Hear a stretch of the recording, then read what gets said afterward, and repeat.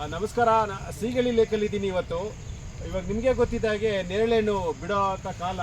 ಸುಮಾರು ವರ್ಷಗಳ ಹಿಂದೆ ಇದು ನೆಟ್ಟಂಥ ಗಿಡ ಇವಾಗ ಸ್ಟಾರ್ಟ್ ಆಗಿದೆ ನೇರಳೆ ಹಣ್ಣು ಬಿಡೋಕ್ಕೆ.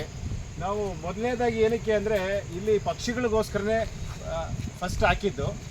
ಅದಾದಮೇಲೆ ಇವಾಗ ನೋಡಿದ್ರೆ ಈ ವಾಕರ್ಸ್ಗಳು ಕೆಲವೊಬ್ಬರು ಇದೆಲ್ಲ ಎಷ್ಟು ಅಧ್ವಾನ ಮಾಡ್ತಾಯಿದ್ದಾರೆ ನೋಡಿ.